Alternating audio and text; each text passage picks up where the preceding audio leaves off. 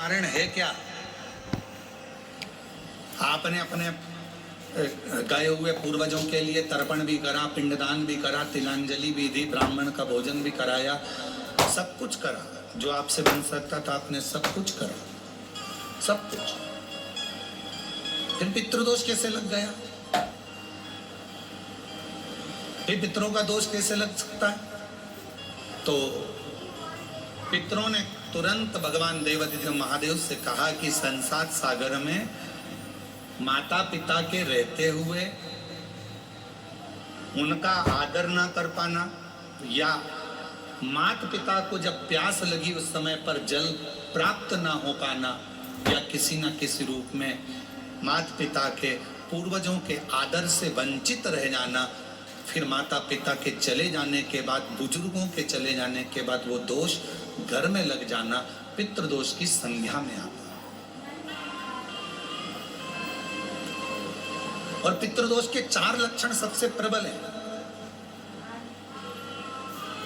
ये कोई भी अनुभव कर सकता है पितृदोष के 4 लक्षण में। पहला लक्षण है 1 रुपया कमाओ, 1.25 रुपए खर्च हो रहे हैं, समझ लेना पितरों का दोष है। दूसरे नंबर का, एक व्यक्ति घर में बीमार है, ठीक हुआ, दूसरा बीमार पड़ गया, तीसरा ठीक हुआ, चौथा बीमार पड़ गया, घर में कोई ना कोई निरंतर बीमार पड़ा हुआ है, दवाई गोली लगी रही है, समझ लो पितरों का दोष है। तीसरे नंबर पर आप कोई पूजन की थाली लगाए, किसी को भोजन देने जा रहे थे, किसी को पानी देने जा रहे थे, किसी को भोजन का कोई नाश्ता देने जा रहे थे, और आपकी ट्रे में से, आपकी थाली में से, आपके हाथ से अगर कोई भरा हुआ पात्र पानी का गिर गया, नाश्ते का गिर गया, थाली गिर गई, कोई दूध का गिलास गिर गया, कोई सामग्री गिर गई, कोई पूजन की थाली तुम्हारे हाथ में है और पूजन की थाली में से मालूम पड़े कोई सामान गिर गया नीचे, समझ लो कि पितृ का दोष है।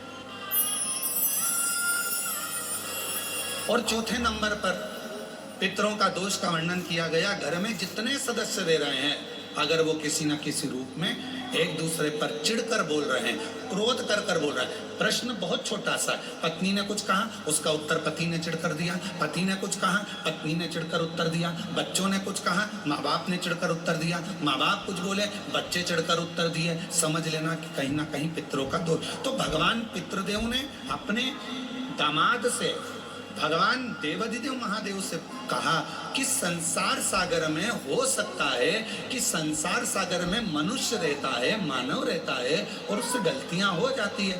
तो पितृदोष अगर संसार के लोगों को लगे तो हमारा एक निवेदन है, आप जाते जाते वर दीजिए कि ये पितरों की शांति आपकी आराधना से पूर्ण हो जाए, बस इतना वर दे दीजिए। शिव जी उस समय पर मौन है। भगवान देवादिदेव महादेव एकदम मौन। पार्वती जी ने शिव जी से कहा, आप हमारे नाना जी को वर नहीं देंगे? आप हमारे नाना नानी को वर नहीं देंगे? इन पितरों को, पितरानी को आप वर नहीं देंगे? शिव जी ने वर दिया माँ पार्वती जी के नाना जी को और अपने नाना ससुर को। हे पितृदेव,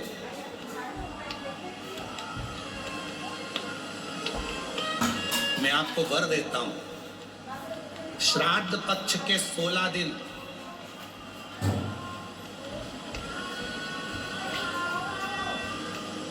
यदि संसार का कोई मनुष्य बेल दूध का प्रयोग करता है, बेल दूध से मतलब होता है बेलपत्र के ये मध्य भाग जो होता है, बेलपत्री की जो नीचे की 2 पत्तियां जो होती है, ये 2 पत्तियां जो बेलपत्री की होती है, इस बेलपत्री की दोनों पत्तियों को शिवलिंग पर जब आप रखते हैं, शिवलिंग पर रखने के बाद में आपके हाथ में जो कटोरी में दूध है, वो दूध इन दोनों पत्तियों पर, ये पितरों के भाव से, पितृ पितरानी के भाव से, आप दोनों पत्तियों पर बेल दूध को अगर समर्पित कर रहे हैं, बेलपत्र समर्पित करने के बाद थोड़ी सी कटोरी में अगर गौमाता का दूध है, और ये दोनों पत्तियों पर अगर आप अपने गोत्र से दूध चढ़ा रहे हैं, तो संसार में ऐसा कोई व्यक्ति नहीं है जिसके ऊपर पितृदोष लग जाए। पितृदोष समाप्त होकर ही रहता है।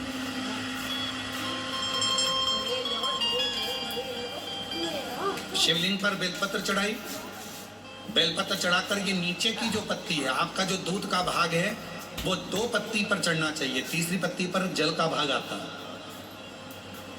2 पत्ती पर आपका दूध का भाग रहे। और जब बेल दूध का प्रयोग आप करते हैं और दूध बाबा को 16 दिन श्राद्ध के अगर कोई कह दे कि आपके घर में पितृदोष है, ये दोष है, वो दोष है, सारे दोष आपके यहाँ लग गए हैं, और आपके यहाँ ये 4 लक्षण अगर पितृदोष के दिख रहे हैं जो पहले कथा में वर्णित किए, अगर ये लक्षण दिख रहे हैं तो श्राद्ध पक्ष के 16 दिन पहले दिन से आप चालू हो जाओ।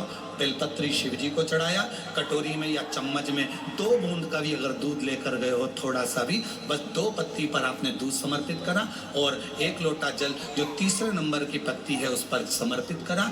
आपको 16 दिन करने के बाद आपको खुद अनुभव होगा 17वें और 18वें दिन से कि मेरे घर में ऐसा लग रहा है कि सब शांति है और कोई किसी से चिढ़कर बात नहीं कर रहा, लक्ष्मी की वृद्धि अपने आप होना प्रारंभ हुई। कैसा भी।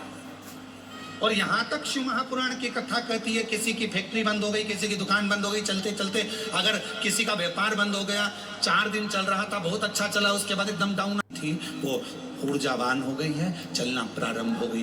बेल दूध का इतना प्रभाव पड़ता है, इतना बेल दूध का इतना